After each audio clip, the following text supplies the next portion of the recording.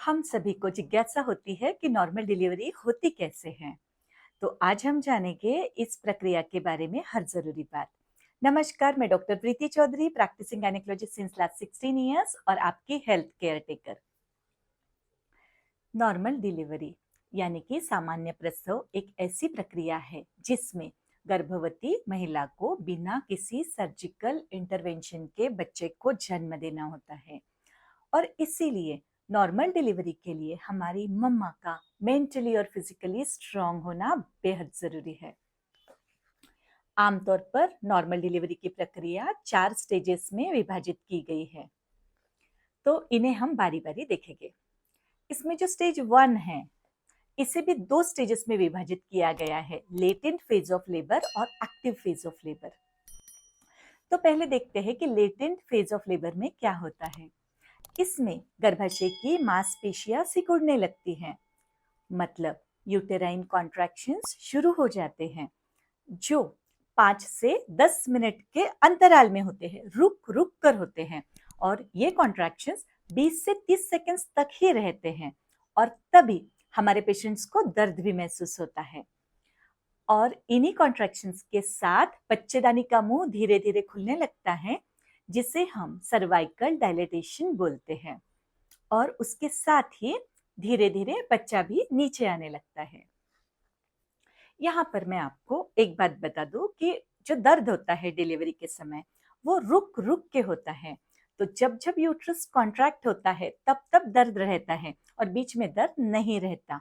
और यही intermittent pens जो होते हैं, मतलब रुक रुक के आने वाला दर्द, नॉर्मल डिलीवरी के दर्द को बाकी दर्द से अलग करता है।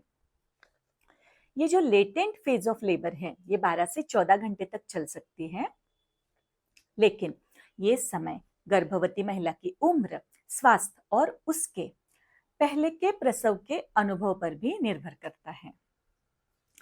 पहले चरण की सेकेंड फेज है एक्टिव फेज ऑफ लेबर। इसमें क्या होता है, तो हमारे जो यूट्राइन कॉन्ट्रैक्शन है वो अभी बढ़ने लगते हैं। पहले जो कॉन्ट्रैक्शन 5 से 10 मिनट के अंतराल में थे, वो अभी 2 से 3 मिनट्स के अंतराल पे है।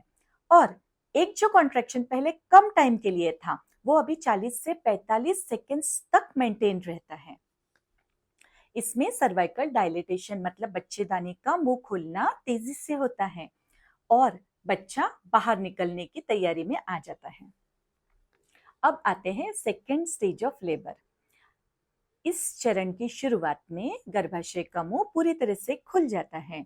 इसे फुल सर्वाइकल डायलेटेशन बोलते हैं।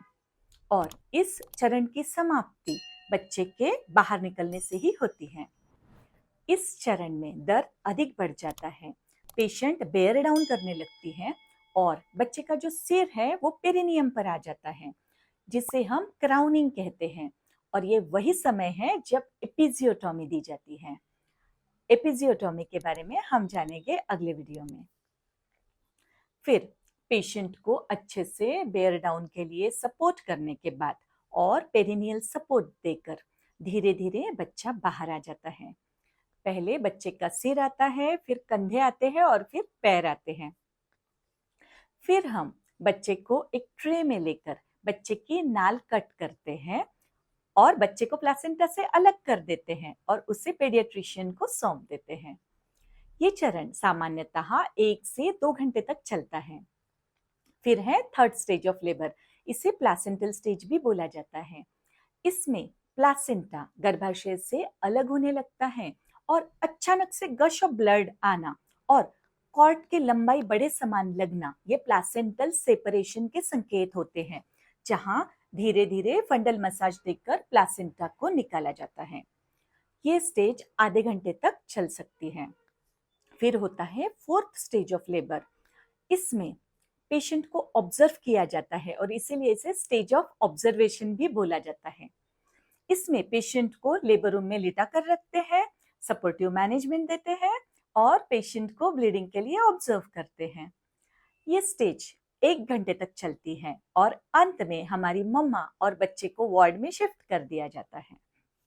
याद रखें, नॉर्मल डिलीवरी एक सुरक्षित और स्वाभाविक प्रक्रिया है, अगर इसे सही हॉस्पिटल में किया जाए और स्त्री रोग तज्ञ की निगरानी में किया जाए।